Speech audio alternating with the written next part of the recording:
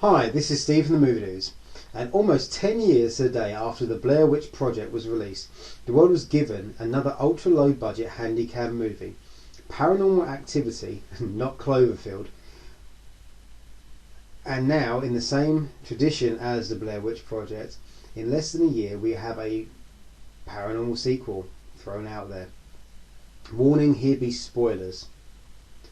The movie starts in the same fashion as the first.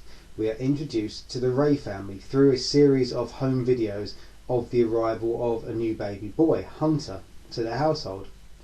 We have the father Dan, wife Christy, and the daughter from Dan's previous marriage. One afternoon, they return home to an apparent break-in. The house is trashed, so the family decides to install security cameras. See, this already improves upon the first movie as it reduces the use of the handycam and evidently offsets the audience's motion sickness.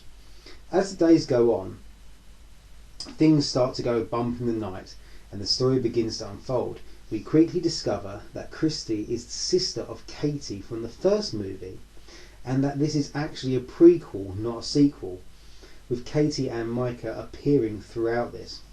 As the bumps in the night get worse and worse, Ali starts to investigate, as all good Scooby-Doo fans would, and discover that the reason why this young couple and the Paranormal Activity 1's young couple have such a big houses is because inheritance from their grandma.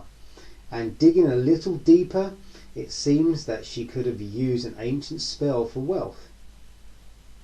And this spell is the spell of sacrifice, is the spell to sacrifice the firstborn male in the bloodline. Guess what? Hunter is the first male in the bloodline. Now the shit really hits the fan. The movie opens with a disclaimer.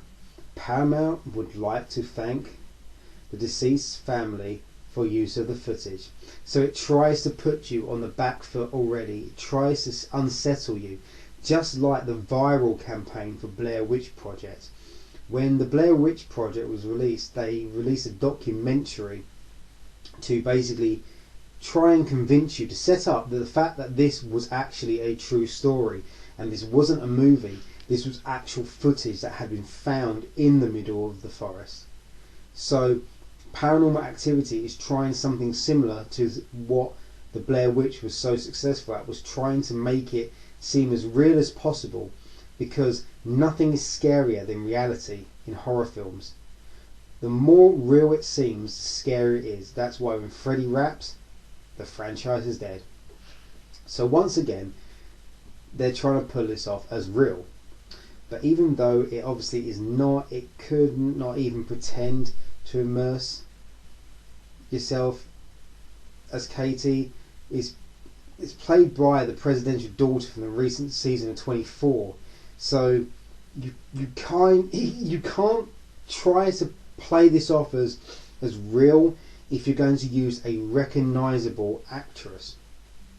But that aside, the others are pretty much unknowns. The family become quickly likeable, mainly due to the dad's practical jokes. This works well in getting the audience scared and feel attached to the family, because attachment is what makes it for a film. The fact that you care about the characters is what makes it even worse to watch a horror film. With later Friday the 13th characters, they start to become such dickheads. You literally are praying for Jason, or you're praying for Michael Myers or Leatherface or anyone to come and kill these douchebags. So to have likeable characters is very important, because you want them to survive. You invest in the characters and you'll be damned if you're going to let some stupid little ghost demon kill them off. Anyway, the film delivers some pretty good scares, especially in jump moments and just plain straight creepy, eerie shadows slowly creeping over the sleeping daughter, and that was one of the favourites. I was definitely fully pulled into the movie, and definitely really enjoyed it up until the last 10 minutes, in which my opinion completely lost it. I felt that the ending was cheap. it was cheaply shot, it was a typical Hollywood ending, and it ruined the entire film. I felt absolutely cheated. There was a point which I would think, that's the wrap, that's the end of the movie, let's walk out, and I would be very creeped out and very satisfied. But oh no, there has to be a stupid Hollywood fashion, studio stepped in, forced jump shock ending, opposed to the good creepy one, and it just ruined it for everything.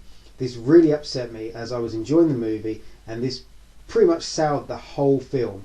And the more I think about it, the less I'm liking the whole movie because of this absolutely pointless, needless bullshit that was the last scene. So to wrap this up, basically all I'm saying is definitely see this film without a doubt, but do not, whatever you do, stay for the last 10 minutes. Wait until the point where you think, there you go, that's the film done for me, that is the satisfactory point where the film is over, and walk out. Otherwise you would just be disappointed.